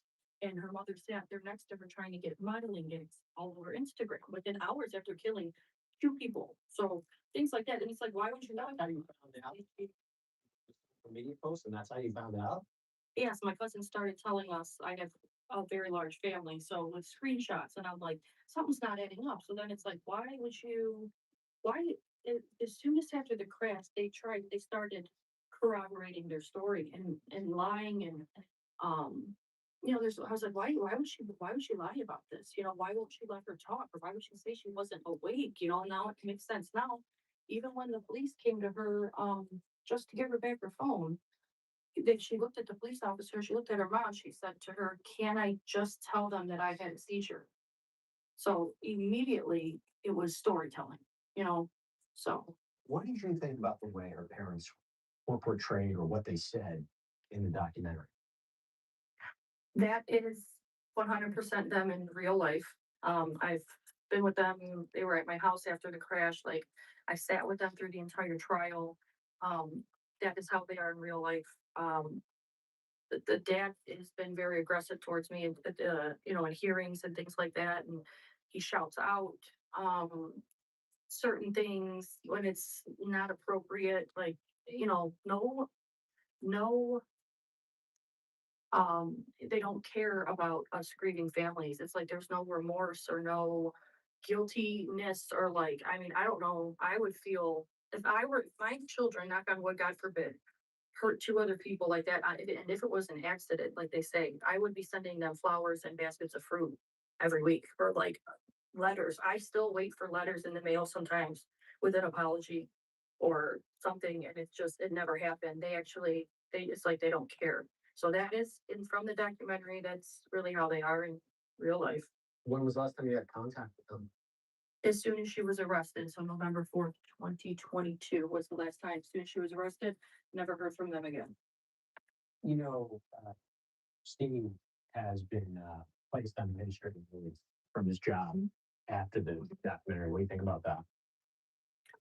I think the whole thing in general, that my brother is gone and Davion are gone. I think the whole thing is sad. So when I first heard, I felt absolutely terrible. Life shouldn't be like this. Dom and Davion should be here. She belongs in prison. But to me, it's like, I wish she wasn't born that way. I don't know if it was nature versus nurture or what happened to her, but, to me, it's sad in general, but like at the same time, I don't like the hate. So I don't like to, Right. I don't know. Well, look, talking about Lindsay, big thing was what she had to say in this Netflix documentary where she said she's, not a monster. She has remorse. She thinks about Don and Davion all the time. Yeah, it's about the one that had They want to go to 10. it's the sister of Dom, the boyfriend. You can hear calls She that, was you know, on they that have all over her and is it- podcast. I'm- And her Listen sister, to it, makes me sick. But you can her hear too, right? she's laughing at the victims, laughing at the family, laughing about getting famous. Like she is just so full of it. It was completely rehearsed. She couldn't make eye contact. She talked a lot slower than she did. Like that was not Ken. That was Kenzie. In the trial, she cried after the victim impact statements were read. Cried and cried, and then come to find out, she went in the back. She called her mom. Calls were pulled. And she's sitting there making fun of us for reading the victim impact statements. Like she's making fun of Davion's mom, laughing that why would she tell me to repent? Ha ha. And it's like there is something very wrong with that person. Well, she and her family have always been paying, right, for instance, and they keep putting, this defense of POTS. In your experience with the NP, did you ever see any symptoms of POTS? Not myself nor anybody in my family had even knew that she had that. Neither was there any medical records indicating anything about POTS, I believe. That was discussed in the trial as well. But us as a family, we never knew that she supposedly had this. I still don't think she does. I think that they looked up what kind of ailment or something you can have to say that you passed out real quick that's not detectable. I don't believe she has that. And I'm not a medical expert, but the way that it's infuriating, the way the street is that it happened on, it's a big, windy, it's a long, windy road, right? And in order to maintain your car on the street, you have to maintain full control of your vehicle. You have to be driving with two hands at 40 miles an hour. I've done it. I've went through this just to see. So at 40 miles an hour, you have to have your hands on the wheel and you're whipping your car if you're trying to go at 40. 100 miles an hour, she would have been left, right, sideways. Like if she really did pass out and stuck her foot down like that, she wouldn't have made it to the end of the building to smack a building. She would have been off in a ditch on the left or the right. Or Dom or Davion would have grabbed at the wheel. Like it's bull is what it is. It's just not accurate. I don't know if you saw this, but I did an interview last night on my other show, my News Nation show, Jesse Weber Live. It was 2 nights ago. And in this interview, I spoke with Kat Crowder, who actually was locked up with Mackenzie. She said she didn't observe any symptoms of POP. Basically, you characterized her as a mean girl in prison. Basically said she never saw her show remorse. That it was almost this.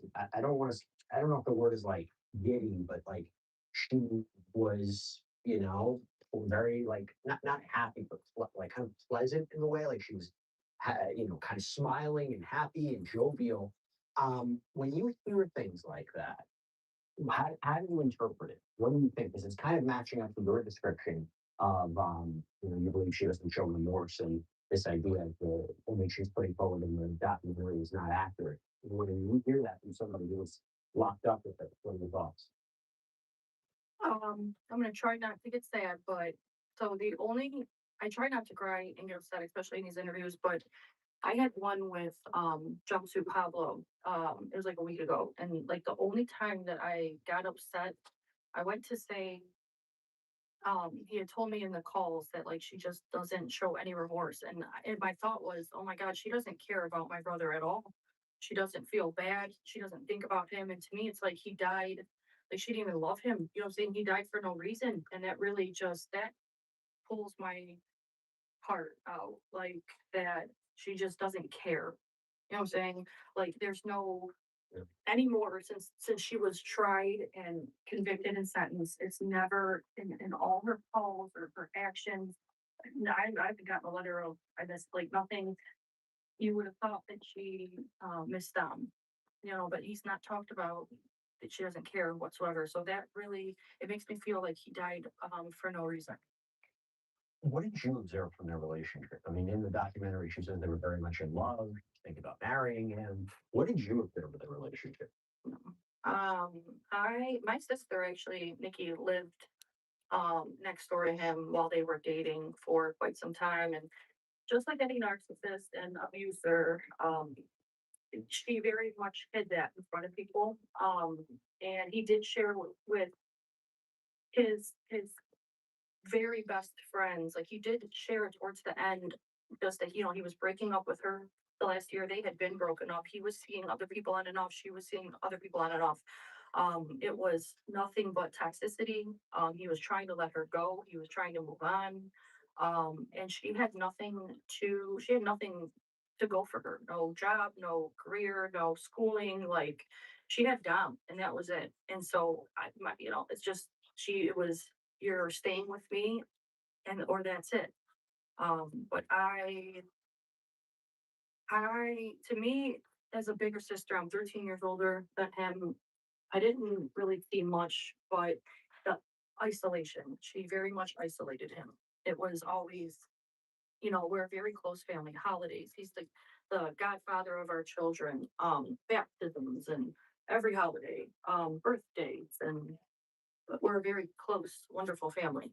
And once she became involved, it was all about her. Then it was, oh, sorry, I can't make Easter because, I have to go with Kenzie, or hey, I can't come bowling because, Kenzie's not ready, or I can't meet you here today, even though I'm supposed to meet you because something came up with Kenzie. It was like everything was about her. It's a textbook narcissist abuser. So. I do want to ask a little bit more about Dom, because sometimes we get in a position where we're focusing so much on the crime, we think so much about the defendant, that we lose sight at times about who was taken away. Can you talk to us about what he was like, what your relationship was like with him? I was 13 years older than him, so when he was born, he was like my baby, changed his diapers, fed him, woke up in the middle of the night with him, like taught him how to walk, had that relationship. And then as he got older, What do you mean? like, Open. my best friend. Okay. And then somebody, Tell me what you mean. having my own kids. I'm using my iPhone. You don't have to apologize. Yeah. He I don't know. He was real. I can't talk anymore. Okay. It's okay. He was a really good uncle, and he was fun, and the kids loved him, and he loved us. But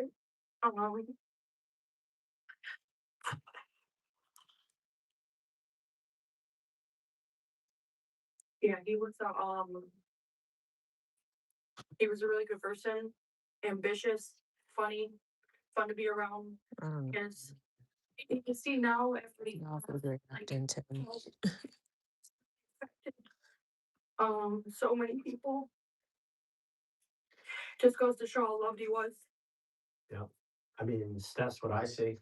That's what I see from following this case, from seeing it. Universally loved them. And it's such a special impact on all of you. And, you get to see that. And I also understand right now that you have a special connection, a very strong connection with Damien's sister, right? I mean, can you talk to us about that? Because I also don't know what your relationship was like with him and his family. I had never met him actually. Oh, wow. My dad just met him the day before that this happened. He was like a newer, he was, I talked to Divine and I recorded it on my podcast and it's on there. But he was a football player and then he was injured. So then he started hanging out with a different group of friends, and that was my brother. So he was more like a newer friend, but good friends. I unfortunately didn't get to meet him. But after the fact, I've just felt so much guilt. Like if if it wasn't for Dom, like, or obviously I gotta stop thinking that because it was Kenzie who did this, but I feel like if he wasn't with my brother, then this wouldn't have happened.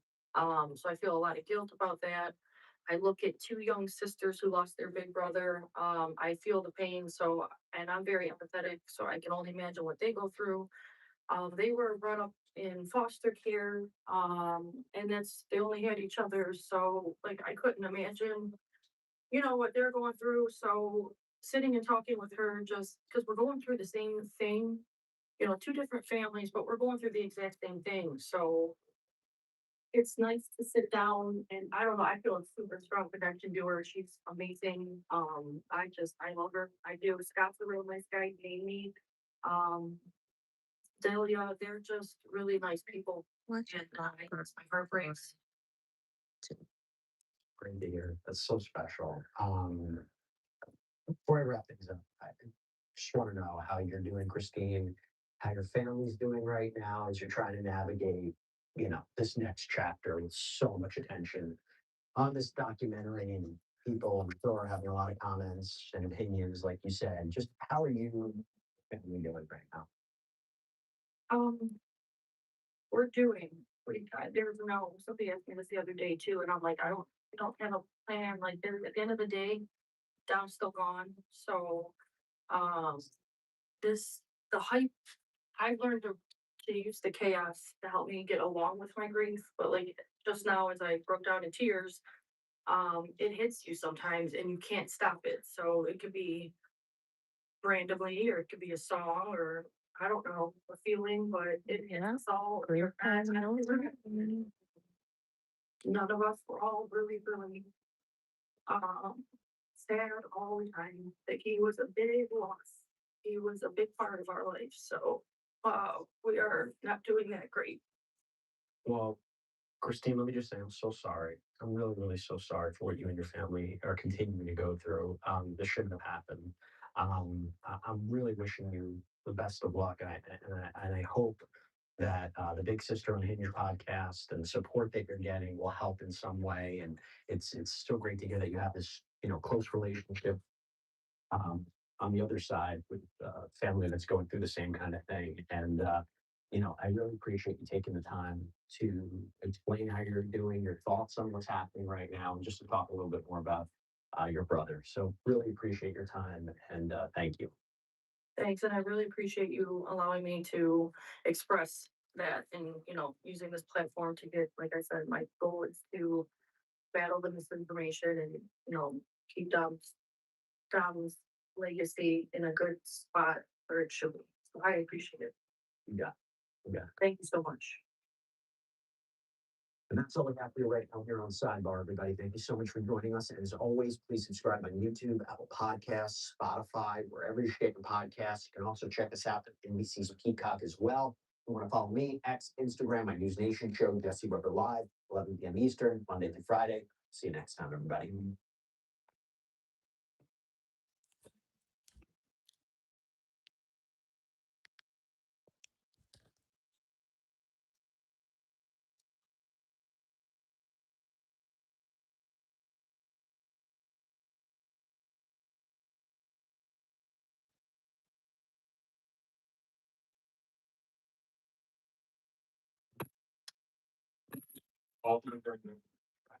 Okay, very good. Everyone have a seat. All right, it is my understanding that the jury has reached their verdict. Is that correct? Okay, I would ask the foreperson of the jury to please hand the verdict forms to the bailiff. I don't know what you mean a full show camera, so I don't know what you mean by that. My camera is on a mount around my neck, so I don't know what you mean by full show.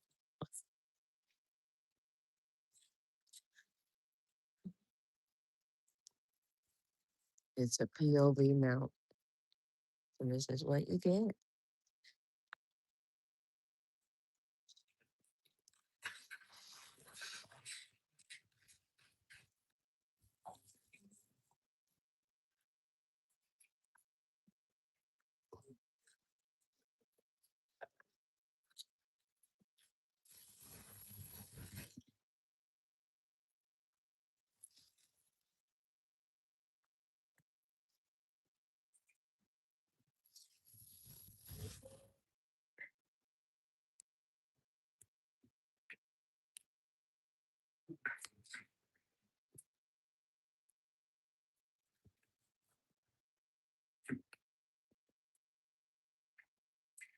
Okay, Madam Clerk, please publish the verdicts and, do not read the name of the foreperson, okay?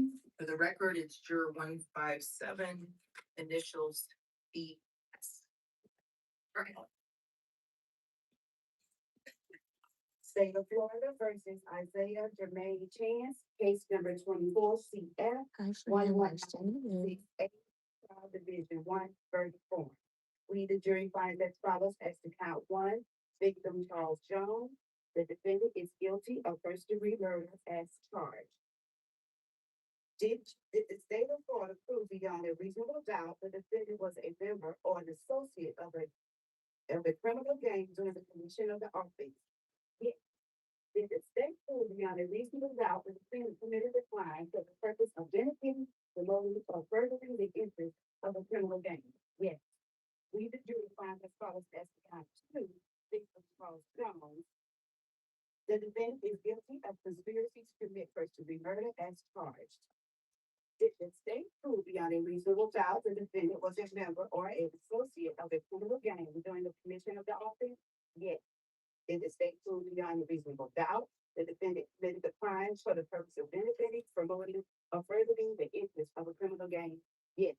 So say we all dated this 8th day of May, foreperson of the jury, jury number 157, C8. State of Florida versus Sean Andre Datheray, case number 24 CF 11996 P, trial division 134. We, the jury, find as follows as to count one, victim Charles Jones. The defendant is guilty of first-degree murder as charged. During the commission of the offense, did the defendant personally carry, display, use, threaten to use, or attempt to use a firearm? Yes. During the commission of the offense, defendant actually possessed a firearm? Yes. During the commission of the offense, did the defendant actually discharge a firearm? Yes. We, the jury, finds as follows as to count two, victim Charles Jones. The defendant is guilty of conspiracy to commit first-degree murder as charged.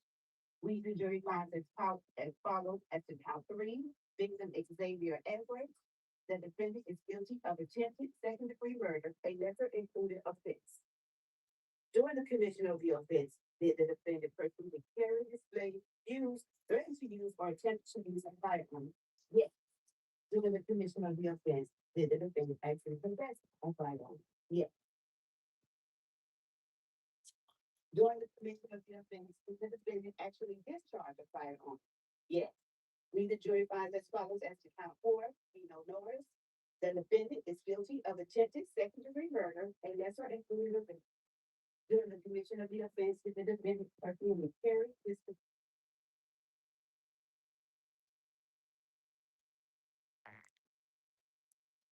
A hit style shoot. A hit style shooting in broad daylight. After the suspected shooter is caught, detectives learn he may not have acted alone. And look out, free shelter. Free. And something with brothers with you. This is Inside the Crime presented by Law and Crime. I am Elizabeth Moment.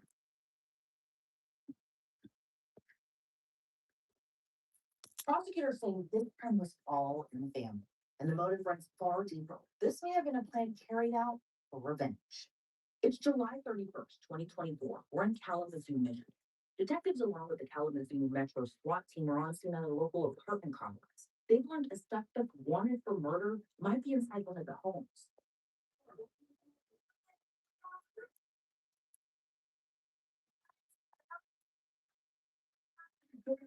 step outside, stand behind here, stand behind here. Walk down the stairs, walk down the stairs. Kalamazoo Public Safety identified the suspect as 23-year-old Don Clay White. He's wanted for murder from a case stemming from the week before on July 24th of 2024. According to Kalamazoo Public Safety, officers were dispatched to the Fox Ridge Apartments after reports of a shooting. And there's foot traffic going on. If it even gives, they're going on. Okay, yeah, I mean, if we have what it takes to do it, then do it. I'll stay here with that, and then once you get more people, so we can't fill the building, and then everywhere you can see.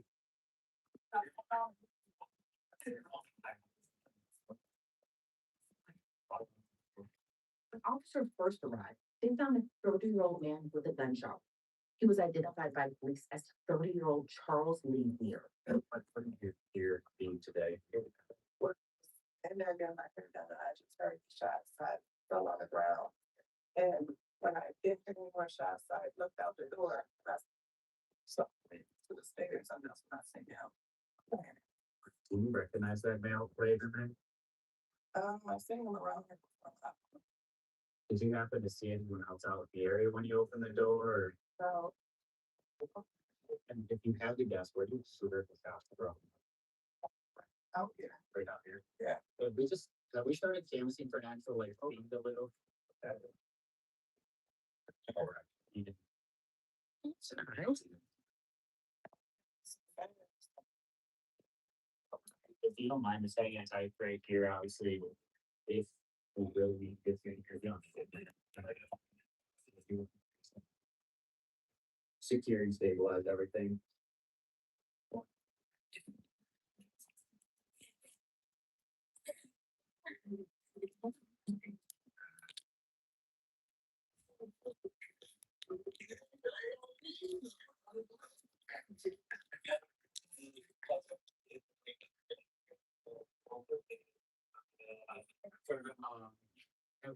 Sorry, but we can canvassing for like the scene where the shot is put. That's what we're gonna do. I got these things going inside to start asking you to start next door. Yes. Thanks a lot. That's great. I'm willing to bet it here and then brand now. So it's not a space, it's a thing that fake data, which I agree. Oh, yeah, you don't realize what's that, but it's something. I think someone else, the 5 piece. No, I think here, okay, cool. Charles Lee Weir was rushed to the hospital, but he didn't survive the shooting. After detectives investigated further, the case led them to Don Clay White. Walk backwards, come right back to me. Come back, right? Hands behind your back, interlock your fingers, man. Interlock. Okay.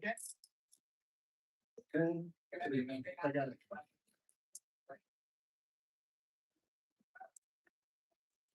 Sorry, this, are you hurt? Combined and video team, a clip was reportedly left near the scene of the shooting and was found at Don Clay's mom's place. Right now, right now, we're investigating the shooting. Okay. I'm increasing the week. The track side here. My department At least that's some of the information we got. Obviously, we haven't put the door down or nothing like that, so it's not. It's the evidence of when it's that serious. My department.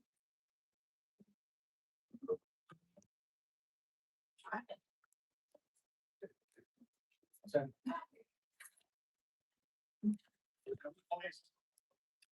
Inside, call out.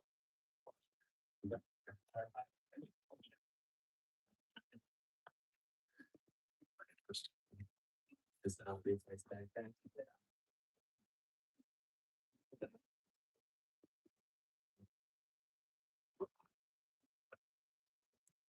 30 seconds in, I'm almost.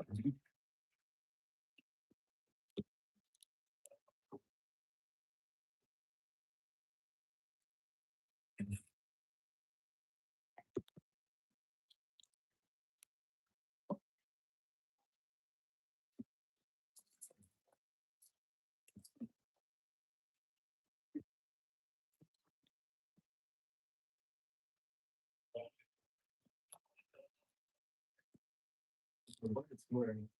The ID is that fact, I'm way away. He's definitely been involved in some shooting investigations previously. It's a pretty good investigative lead. I know you said that it's just you and your boyfriend. Bill, is that the gentleman that brought you food and all that? Okay. Is there anyone else that's ever coming in and out of your apartment or anything like that? No, my son comes say hi, mama, and that's about it. Who's your son? That way. I was gonna do my follow-up question about the back. I didn't feel like I was on it. How long ago was that? Yesterday. It's 14 here. SWAT team arrives to an apartment complex in broad daylight is obviously going to draw a lot of eyes, and a lot of eyes were on Downplay being taken away.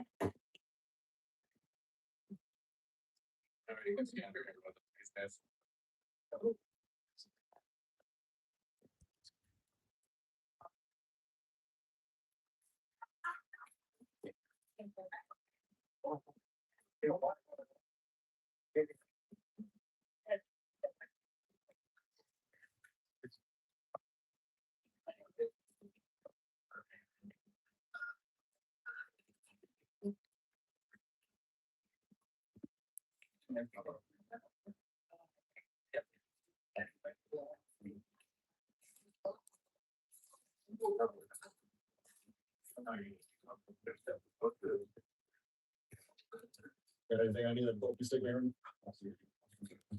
Yeah, that's where you need to go. Thanks, got the floor over here.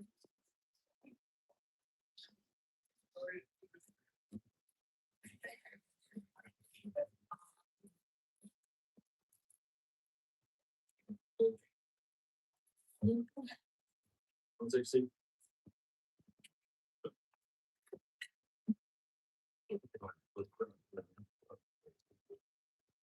I'm out here for. Downplay is taken to the police station, but he doesn't seem to know why his name even came up in the shooting investigation. Well, your name came up in an investigation and we're working on to be on it in by the day. So, you know, What you think it's about? you care because my name and what my name is gonna be in there.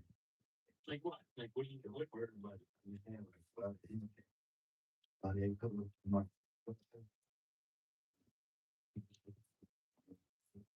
If you had to guess though.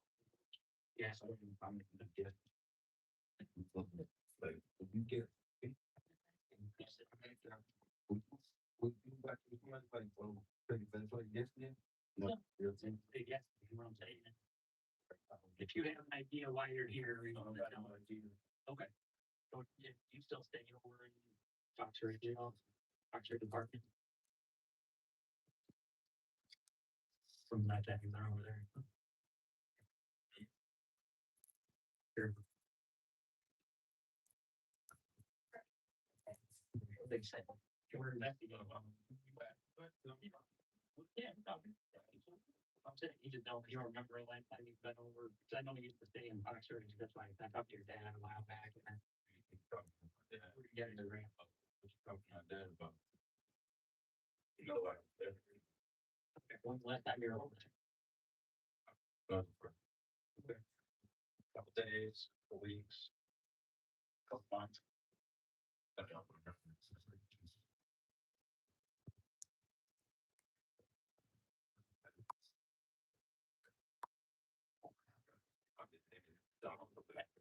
Moving. If someone asked me, when's the last time you visited a friend in this neighborhood, I would be able to tell you.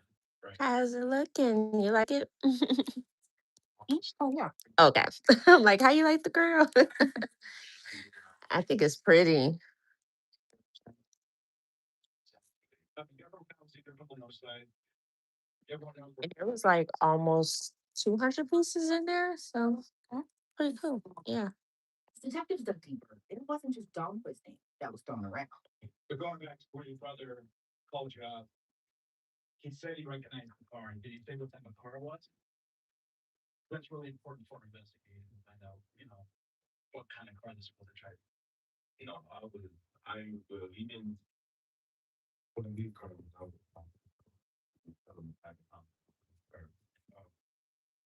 Okay. I said black car. A black car. Okay. Did he say like which direction it was going or anything like, hey, last time I saw it was going in this direction?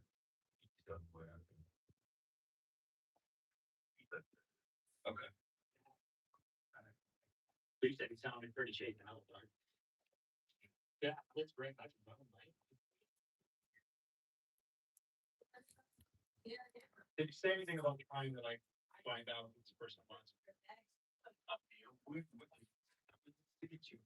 What you do? I didn't have a conversation. That's good. But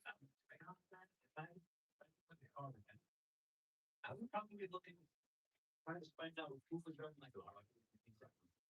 Have a conversation. Yeah. If you say you never find out who the first one.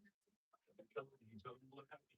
And I'm telling you, I'm going to look down, so I probably never talked about that. That was the you remember when that conversation was?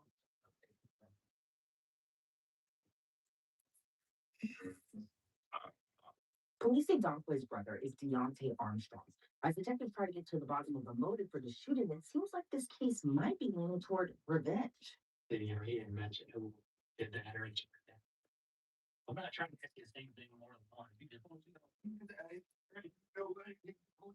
you find out who you know did it? You gonna have to change? No. What's the? I didn't know he done. I told you, he talked about what happened. When he talked about that, so I don't know what happened or if he found out who did it or not. What the? What was it?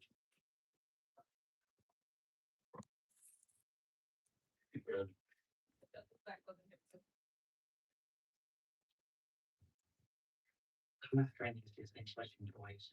They just are. Did you do it? I'm saying he just acting all right. So after he told me what happened, yeah, I never talked to him about this. I don't know. He found out who did it or not. So. Okay. Sure. Fair enough. Okay. Well, I'm gonna pull something up real quick to show you. Okay. I'm gonna step off and pull something up real quick and I'll come right back in. Let's take a look at it, okay?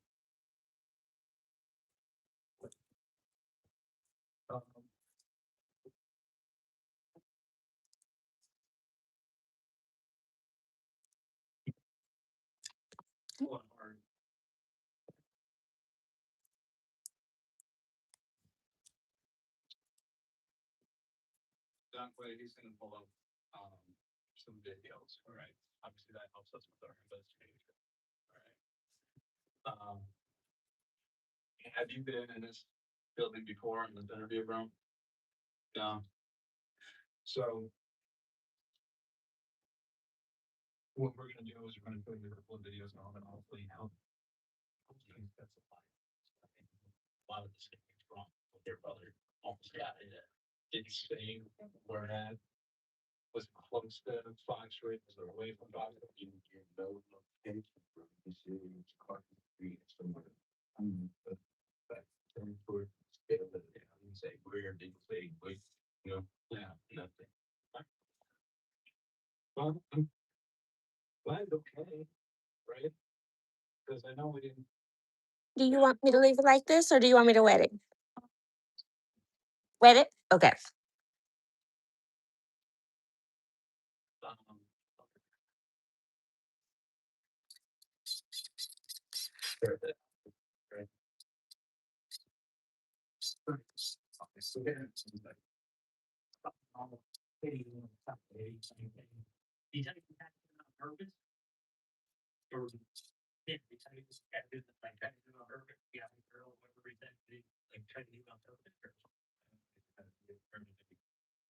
Like turns where the speed as you go back.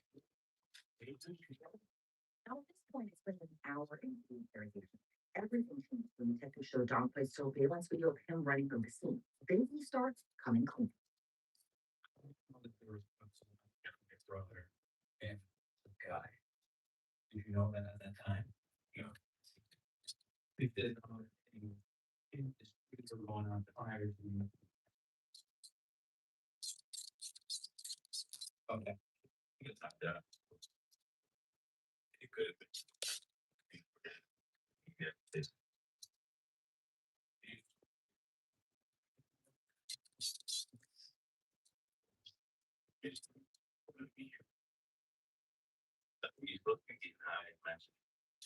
that though, when you go outside, I was looking kind of wood, but. So, yeah, like, that the movie straight up, that car got thinking weird, so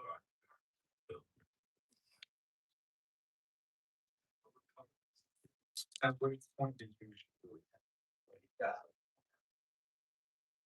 Or was in a car, if you get out of the car, that's when you stop. like I just got. Well, it helps to kind of understand what happened, right? And the only person that would know that is you, and it's you when you're shot. So this is the farmer, and this is the building, and you're coming to the 13 quadrant, right? At which point do you start doing, using like my phone as a reference for his car and this building right next to it, so it's which is very convenient. I just the building in my look at.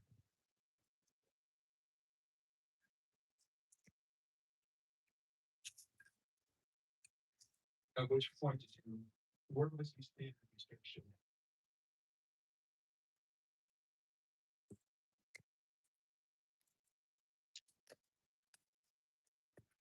So you yourself never had a need or problem with this man before.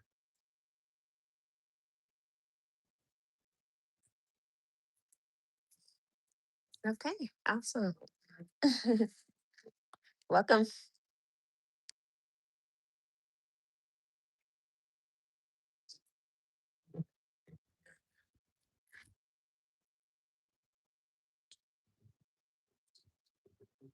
Did he say anything to the BC?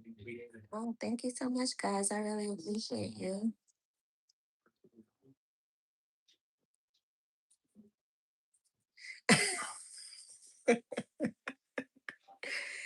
Ah, you thought it was a mannequin? Someone thought that mannequin was the next customer waiting in the corner over here. Thank you so much, guys. I'll talk to you soon in a minute.